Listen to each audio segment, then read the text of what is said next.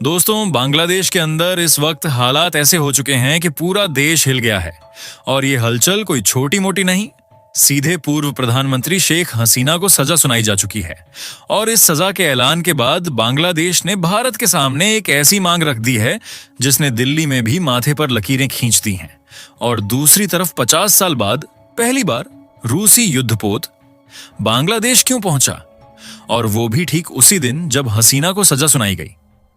ढाका में जो कुछ भी घटित हुआ उसकी गूंज केवल बांग्लादेश की सीमाओं तक सीमित नहीं रही, बल्कि इसने नई दिल्ली से लेकर मॉस्को और वॉशिंगटन तक कूटनीतिक गलियारों में हलचल मचा दी है। अब सोचिए, जिस नेता ने सालों तक देश चलाया उसी के खिलाफ कोर्ट में ऐसा फैसला आया कि पूरा हॉल तालियों से गूंज उठा। लेकिन दोस्तों, असली खेल तो इसके बाद शुरू होता है। जैसे ही कोर्ट ने शेख हसीना को सजा सुनाई, बांग्लादेश की अंतरिम सरकार सीधे भारत की तरफ घूम गई। बिना किसी हिचक के सीधा संदेश भेजा गया, हसीना को वापस भेजिए, हमारा कोर्ट अपना फैसला दे चुका है। और ताकत देने के लिए उन्होंने 2013 की प्रत्यर्पण संधि का नाम भी सामने रख दिया, यानी पूरा दबाव भारत पर डालने की कोशिश, कानूनी भी राजनीतिक भी। लेकिन मजेदार बात यह है कि जब इस संधि की बारीकियां खोली जाती हैं तो कहानी बिल्कुल उलट हो जाती है। ऊपर से देखने पर लगता है कि भारत को हसीना को वापस भेज देना चाहिए, लेकिन अंदर की शर्तें कुछ और ही बताती हैं। इस संधि के कई ऐसे पॉइंट हैं जो भारत को एक मजबूत कानूनी आधार देते हैं कि चाहे बांग्लादेश कितनी भी मांग कर ले, भारत ना भी कह सकता है और बिल्कुल नियमों के अंदर रहकर कह सकता है। यानी बांग्लादेश जिस कार्ड को ताकत मान रहा है वह भारत के हाथ में एक रिवर्स कार्ड बन चुका है। अब यह मांग छोटी नहीं थी और भारत ने भी कोई जल्दबाजी नहीं दिखाई। जवाब भी ऐसा दिया जिसमें बात तो साफ थी, लेकिन मतलब हर कोई अपने अपने हिसाब से निकाल रहा है। हम विचार कर रहे हैं, हम चाहते हैं कि दोनों देशों के रिश्ते मजबूत रहें। यानी साफ है कि भारत सीधे हां या ना में नहीं बोला, बल्कि पूरा मामला अभी भी डिप्लोमेटिक खेल में फंसा हुआ है। उधर बांग्लादेश में माहौल ऐसा है कि हर तरफ तनाव, उथल पुथल और राजनीतिक भूचाल देखने को मिल रहा है। ढाका की सड़कों पर लोग हर तरफ से जमा हो रहे हैं, भाषण हो रहे हैं, नारे लग रहे हैं। और ये सब उसी दिन शुरू हुआ जब अदालत ने फैसला सुनाया। लेकिन सबसे बड़ा ट्विस्ट अभी बाकी है। इन सब के बीच रूस ने भी अपनी चाल चल दी। अचानक रूसी वॉरशिप्स बांग्लादेश पहुंच गए। 17 नवंबर को, ठीक उसी दिन जब शेख हसीना पर फैसला सुनाया गया, रूसी नौसेना का बेहद एडवांस्ड कॉर्वेट जहाज ग्रेम्याश्ची चटगांव बंदरगाह पर आ पहुंचा।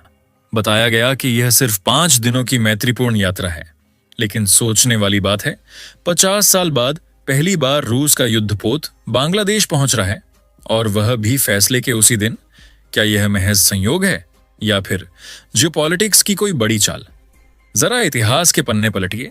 यह करीब 50 साल बाद हुआ है जब कोई रूसी युद्धपोत ऐसे यहां पहुंचा हो। याद कीजिए, 1971 की जंग के बाद जब पाकिस्तानी सेना ने चटगांव पोर्ट को बारूदी सुरंगों, माइंस से भर दिया था, अमेरिका अचानक इस रीजन में सक्रिय हो गया था। तब 1972 से 74 तक सोवियत रूस ने ही अपनी जान पर खेलकर उन खदानों को साफ किया था। उसी मदद ने बांग्लादेश की इकोनॉमी को दोबारा सांसें दी थीं। तो क्या आज रूस सिर्फ पुरानी दोस्ती निभाने आया है? एक्सपर्ट्स कहते हैं बिल्कुल नहीं। असल में यह रूस का इंडो पैसिफिक में एक बड़ा पावर गेम है। यूक्रेन युद्ध के चलते पश्चिमी प्रतिबंधों से घिरा रूस अब नए रास्ते तलाश रहा है। इधर भारत भी चुप नहीं बैठा। बॉर्डर पर एक्टिविटी बढ़ा दी गई, सुरक्षा खड़ी कर दी गई और पूरे हालात पर नजर रखी जा रही है, क्योंकि मामला सिर्फ एक कानूनी फैसले का नहीं है। ये पूरी जियोपॉलिटिक्स बदल देने वाली कहानी है। और बीच में आता है यूनाइटेड नेशंस, क्योंकि यहां भी कहानी आधी सीधी है और आधी उलझी हुई। यूएन की प्रतिक्रिया न तो पूरी तरह समर्थन की है और न ही पूरी तरह विरोध की। एक तरह की मिश्रित और सावधानी से चुनी गई प्रतिक्रिया। यूएनएचआरसी की प्रवक्ता ने कहा कि यह फैसला उन पीड़ितों के लिए एक अहम पल है जिन्हें पिछले साल के दमन में इंसाफ नहीं मिला था। लेकिन उन्होंने साथ ही यह भी साफ कर दिया कि यूएन हर हाल में मौत की सजा का विरोध करता है। मतलब एक तरफ उन्होंने ट्रायल के परिणाम को न्याय के लिए अच्छा बताया, लेकिन अगले ही पल फांसी की सजा को गलत ठहरा दिया। उनके बयान में बार बार यही बात दोहराई गई कि किसी भी आरोपी के खिलाफ कार्रवाई तभी वैध मानी जाएगी जब वह अंतर्राष्ट्रीय मानकों पर खरी उतरे। निष्पक्ष सुनवाई, पारदर्शी प्रक्रिया और किसी भी राजनीतिक दबाव से पूरी तरह मुक्त। साफ है, बांग्लादेश में अभी जो कुछ हो रहा है वो सिर्फ बांग्लादेश की राजनीति नहीं, ये भारत, रूस, यूएन और पूरे दक्षिण एशिया की जियोपॉलिटिक्स को हिला रहा है। दोस्तों, अब असली कहानी समझिए, क्योंकि यहां मामला सिर्फ हसीना को वापस दो तक नहीं रुकता। कई बड़े एक्सपर्ट्स खुलकर बोल रहे हैं, जैसे स्क्रीन पर दिख रहे हैं डॉक्टर ब्रह्मा चेलानी, और इनका कहना वही है जो बांग्लादेश की मिलिट्री शायद दुनिया को बताना ही नहीं चाहती। चेलानी साफ कहते हैं, हसीना को भारत लेकर नहीं आया था। भारत ने ना कोई इनवाइट भेजा था, ना बुलाया था। बल्कि हुआ क्या था, बांग्लादेश की अपनी ही पावरफुल मिलिट्री ने हसीना के घर पहुंचकर उनका सामान पैक करवाया, उन्हें हेलीकॉप्टर में बिठाया और सीधे भारत की सीमा पर छोड़कर चली गई। यानी भारत के पास उस वक्त न कोई विकल्प था और न ही समय। भारत ने वही किया जो तत्काल स्थिति में सही था, मानवता के आधार पर उन्हें शरण देना। लेकिन कहानी यहीं खत्म नहीं होती। उसी मिलिट्री ने अगले ही पल टीवी पर आकर घोषणा कर दी, हमने देश का कंट्रोल अपने हाथ में ले लिया है, और कुछ ही घंटों में एक नई सरकार भी बैठा दी गई। सबसे बड़ी बात, हसीना ने न तो इस्तीफा दिया था, न ही स्वेच्छा से पद छोड़ा था। उन्हें जबरदस्ती हटाया गया और फिर भारत की धरती पर पहुंचा दिया गया। अब बड़ा सवाल यह है, उन्हें भारत लाया क्यों गया और मिलिट्री ने ताकत से सरकार क्यों छीनी? इसका जवाब अभी तक भारत को भी साफ साफ नहीं मिला है। पर इसके बाद जो मोड़ आता है वह और दिलचस्प है। उधर बांग्लादेश के ही पूर्व मंत्री बोल रहे हैं कि यह पूरा केस फर्जी है, यह सब राजनीतिक बदले की कार्रवाई है। और दूसरी तरफ भारत ने भी अपना स्टैंड मजबूत कर दिया है। बॉर्डर सिक्योरिटी को पूरी तरह टाइट कर दिया गया है, खासकर बंगाल में, क्योंकि बांग्लादेश के अंदर जिस तरह का फैसला आया है उसके बाद हालात किस ओर जाएंगे ये अभी कोई भी सही नहीं बता सकता। दोस्तों, अब जरा बांग्लादेश के अंदर की हवा समझिए। वहां हालत इतने खराब हो सकते हैं कि खुद मोहम्मद यूनुस भी डर गए हैं। यूनुस ने मीडिया को सीधा वार्निंग देना शुरू कर दिया है, शेख हसीना से जुड़ी कोई खबर मत छापो, अवामी लीग का कोई मैसेज मत दिखाओ।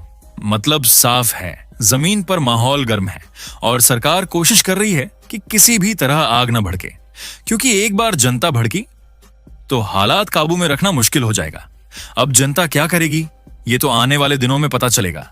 लेकिन बांग्लादेश की नई सरकार अंदर से पूरी तरह डर चुकी है। यूएन ने साफ कहा फांसी नहीं होनी चाहिए थी, लेकिन उसी सांस में यह भी कह दिया न्याय मिला है, अब आगे बढ़ो। यानी एक हाथ से थपकी और दूसरे हाथ से चेतावनी। खुल्लम खुल्ला यूएन ने हसीना की सजा पर आपत्ति तो जताई, पर साथ ही बांग्लादेश की मिलिट्री समर्थित सरकार को रास्ता भी दे दिया। देश को आगे बढ़ाना है, राष्ट्रीय मेल मिलाप करना है। अब इसका मतलब क्या निकाला जाए ये तो आपको भी समझ आ गया होगा। दुनिया की राजनीति में न्याय और इंटरनेशनल स्टैंडर्ड्स असल में कैसे काम करते हैं। दोस्तों, अब मजेदार हिस्सा आता है। बांग्लादेश ने जो कोर्ट बनाया है वही सबसे बड़ा सवाल बन गया है। क्या यह वाकई इंटरनेशनल स्टैंडर्ड वाला कोर्ट है या फिर यह सब एक राजनीतिक चाल है? क्योंकि फैसले का टाइमिंग, जो प्रक्रिया अपनाई गई और जिस तरह हॉल में तालियां बजीं, सब कुछ एकदम स्क्रिप्टेड सा लग रहा है। अब ज्यादातर एक्सपर्ट्स इसी पर फंसे हुए हैं, भारत शेख हसीना को वापस भेजेगा या नहीं। बांग्लादेश कह रहा है कि भारत और उनके बीच एक ट्रीटी है और उस ट्रीटी के हिसाब से भारत को हसीना को उनके हवाले करना ही चाहिए। लेकिन उसी ट्रीटी में एक और क्लॉज है जिसके तहत ट्रायल दोनों देशों के मान्य कानूनों के अनुसार होना चाहिए। अब भारत का सवाल बिल्कुल सीधा है, आपने जो कोड बनाया है क्या उसका कोई अंतरराष्ट्रीय दर्जा है? क्या दुनिया उसे मानती है या फिर यह सिर्फ पॉलिटिकल गेम है? और ऐसा लग रहा है कि भारत इस सवाल का जवाब मिलने तक कोई बड़ा कदम नहीं उठाएगा। ऊपर से हसीना के बेटे ने भी भारत से खुलकर रिक्वेस्ट की है कि मेरी मां को डिपोर्ट मत कीजिए। साथ ही 18 से 19 नवंबर 2025 को अमेरिका से साजिब वाजेद ने एनआई को एक ऐसा इंटरव्यू दिया जो सुनकर आपकी आंखें नम हो जाएंगी। साजिब ने खुलकर कहा, भारत ने सचमुच मेरी मां की जान बचाई है। अगर वो बांग्लादेश में रहती तो हालात इतने मुश्किल हो जाते कि सब कुछ खतरे में पड़ जाता। और यही वजह है कि ज्यादातर जानकार मान रहे हैं भारत हसीना को वापस नहीं भेजेगा। और रूस और बांग्लादेश के बीच दोस्तों ये कोई सिर्फ दोस्ती वाली कॉल नहीं लगती। ये साफ संकेत है कि रूस इंडो पैसिफिक में अपनी मौजूदगी बढ़ाना चाहता है और शायद बांग्लादेश में चल रहे पावर शिफ्ट से उसका कोई गहरा कनेक्शन भी हो सकता है। तो आपको क्या लगता है, ये सब घटनाएं क्या इत्तेफाक है या बांग्लादेश में चल रहा पावर गेम, रूस की एंट्री और भारत का शांत रहकर खेल देखना सब एक बड़ी तस्वीर का हिस्सा है? कमेंट में जरूर बताइए। नई अपडेट के साथ जल्दी मिलेंगे।